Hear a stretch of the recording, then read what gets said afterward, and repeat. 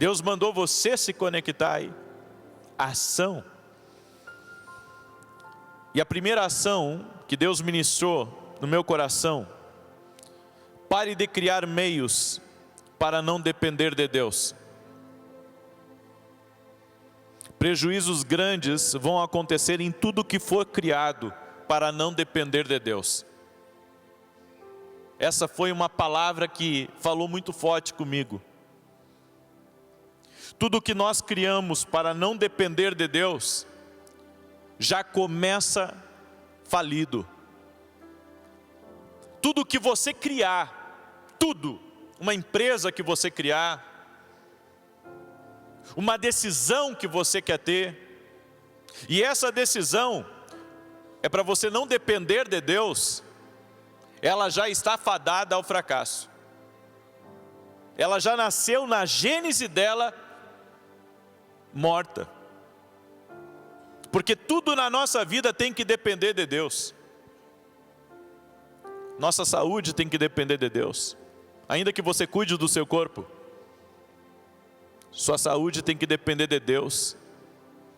Ainda que você tenha que trabalhar, ainda que você tenha que ser o tipo de pessoa que constrói as coisas, um realizador, tudo que você fizer, você não pode colocar Deus para fora da jogada. Deus tem que estar dentro do propósito. Porque se Ele não estiver dentro do propósito, não tem a bênção dEle, não tem o favor dEle, e você pode até prosperar naquilo, mas vai ser para perda.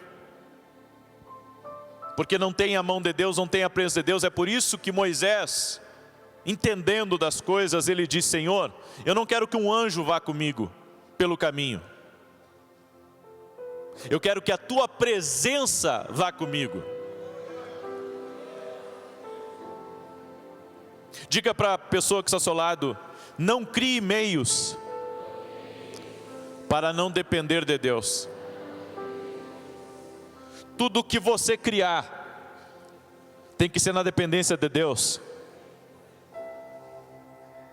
Tem que ser na dependência de Deus. Nós não podemos ser como Caim. A Bíblia diz que ele teve que se virar por própria conta.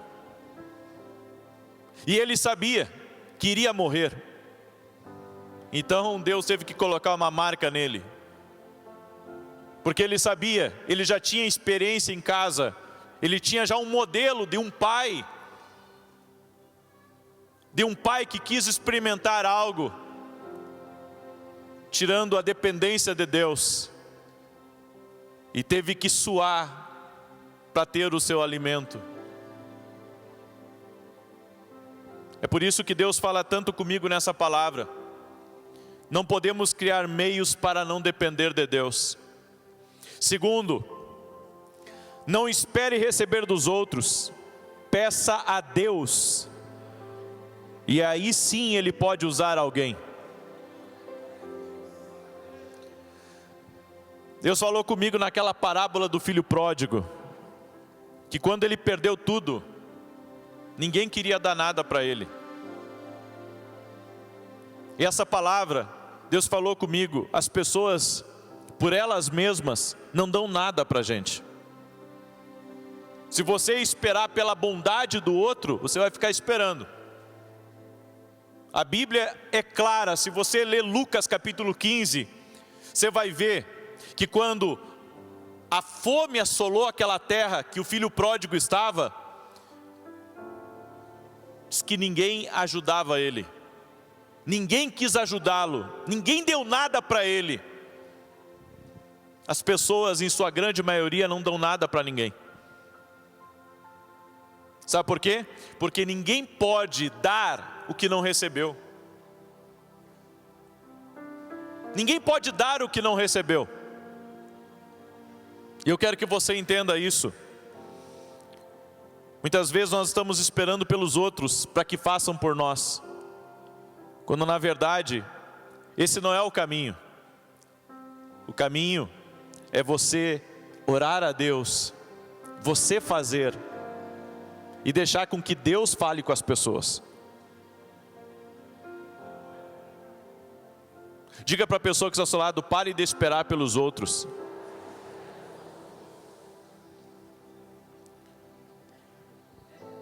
Não estou dizendo que você não vá procurar um cliente.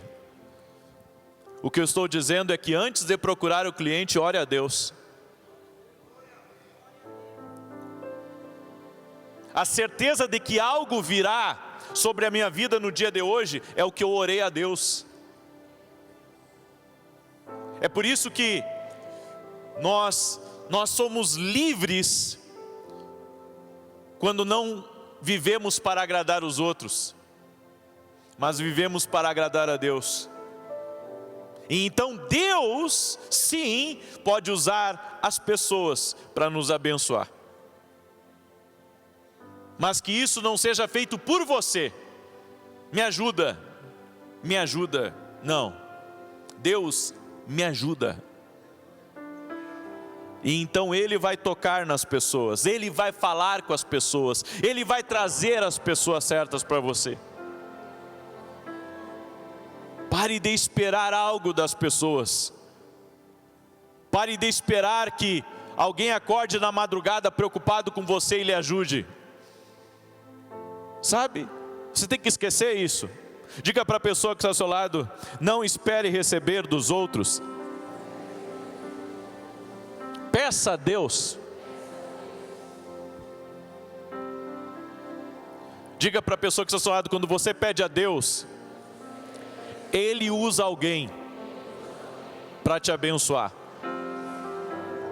Você tem que entender esse princípio. O filho pródigo, ninguém dava nada para ele, porque no momento da dificuldade, cada um cuida do seu assado. A crise estava na terra, então cada um estava se protegendo. Mas aí ele lembrou: na casa do meu pai,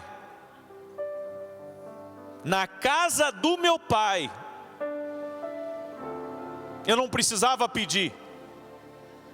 Na casa do meu pai eu tinha acesso. Você precisa estar na casa do Pai, na presença do Pai, aonde você tem acesso. Porque é na presença de Deus que Deus vai colocar as pessoas para te ajudar, para te abençoar, para serem conexão, para serem ponte na tua vida. Esse é o princípio. Terceira ação: tome ações preventivas no que você já discerniu. Você não pode ficar parado, como eu disse, você tem que ter ação. E a terceira ação é: aquilo que Deus já te revelou, que você já discerniu, tome uma ação preventiva em relação àquilo. Caso contrário, pode ficar pior. Você já viu que o teu filho está estranho? Por que não foi conversar com ele ainda? Você já viu que o teu casamento não está bem? Por que não sentou para conversar com o teu marido, com a tua esposa? Você vê que a tua casa não tem paz, mas você já identificou algumas coisas, você já discerniu. Por que você não tomou uma ação preventiva? Você vê que a empresa não está indo bem, não é hora de você tomar um outro caminho, pegar uma outra direção, renovar alguma coisa? Muitas vezes os relacionamentos chegam à sua morte, porque não conseguimos discernir problemas antes que eles se transformem em emergenciais. Eu não acredito que um filho, ou a cabeça de uma outra pessoa qualquer, vire da noite para o dia. Eu acho que tudo tem sinais. Sabe, antes da coisa ficar ruim, começa com uma pequena dor de cabeça, depois uma febre, até deixar de cama. Quando viu que o casamento não estava indo bem, por que não parou? Não reconsiderou o caminho? Por que não tomou uma ação preventiva? Foi deixando a coisa ficar cada vez pior. Você tem que compreender uma coisa: toda ação preventiva é para proteger. Não tem uma certa idade lá que o homem tem que se cuidar um pouco mais? Pois é, preventivo, para que não se torne algo pior depois ou mortal, emergencial. Diga para a pessoa que está ao seu lado, o que você tem discernido do que Deus tem mostrado para você?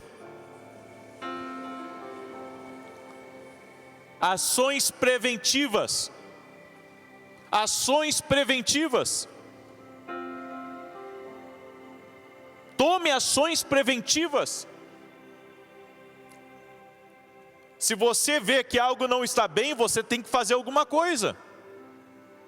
Eu estou sempre procurando remir melhor o meu tempo. Porque as coisas que eu faço hoje, talvez daqui a 20 anos eu não consiga. Com a mesma velocidade, com a mesma garra. Hoje eu consigo, porque tenho energia para isso.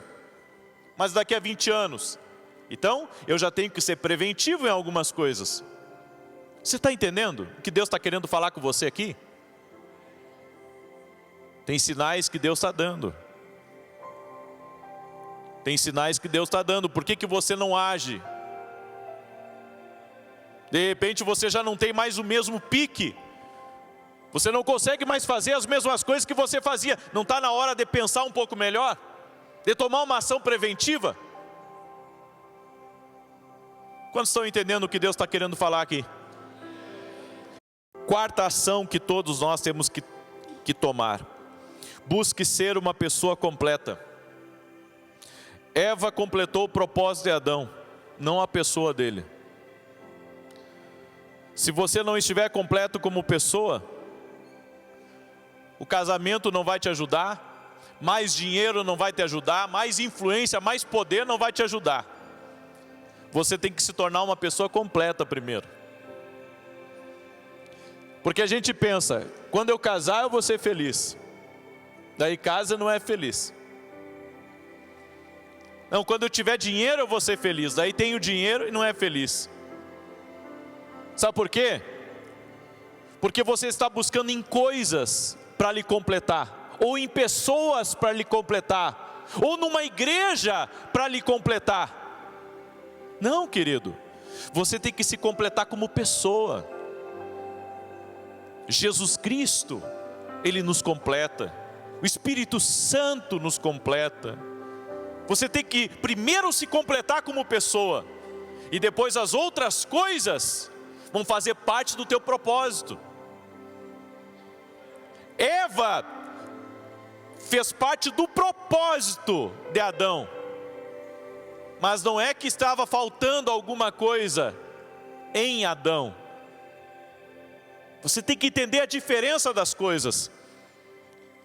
Fazia parte do propósito de Adão Eva, mas Eva, ela não foi criada para completar Adão. Você está entendendo isso? Quantos de vocês estão entendendo isso?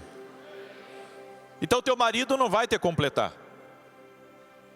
tua esposa não vai te completar, um casamento não vai te completar, ser rico não vai te completar, ser uma pessoa influente não vai te completar. Você tem que se completar como pessoa, buscando a Jesus, buscando o amor do Pai, buscando a palavra de Deus na sua vida. Porque então, o que vier para a sua vida, você não vai depender daquilo para ser feliz. Ao contrário, você vai poder doar algo para que aquilo dê certo. Você está entendendo? Diga para a pessoa que está ao seu lado, eu preciso ser completo primeiro. Primeiro se complete como pessoa. De repente é isso que está faltando para você. Não é mais uma amizade, sabe? Não é ter mais algumas conexões. O que está faltando para você é se completar como pessoa. Algumas pessoas vivem algumas crises de identidade, porque ainda não são completas como pessoa. Então elas estão sempre precisando dos outros para completar a sua felicidade. Eu vou dizer para você que essa falta que existe na tua vida é exatamente do tamanho de Cristo. Essa falta que existe Esse espaço que existe na tua vida é do tamanho de Cristo, é do tamanho da presença de Deus aí na tua vida. Profeta, então você está dizendo que para mim me completar, eu preciso buscar a presença de Deus? Exatamente. Você tem que buscar a presença de Deus para se completar. É na presença de Deus que você vai se completar como pessoa. Você vai se completar como pessoa, porque independente dos teus títulos, independente do que você já conquistou, nada disso vai te completar. O que vai te completar é Cristo, é a presença de Deus, é a presença do Espírito Santo, é a presença da palavra, te enche da palavra. E todas as outras coisas que entrarem na sua vida vão fazer parte do teu propósito. Quinta ação que todos nós precisamos ter. Primeiramente para os homens. A quinta ação agora é para os homens. Homens, sejam cabeça do seu lar. Homens, sejam cabeça do seu lar. Digam assim, os homens digam assim comigo: eu sou posto de descanso da minha esposa e a bússola dos meus filhos. Se eu não afetar minha família de forma positiva, então minha presença em minha casa será uma desgraça para Deus. Sabe, o homem, ele é o cabeça do lar. Isso significa que ele tem que ser o porto seguro da sua esposa. Você não pode ser a parte mais fraca da casa.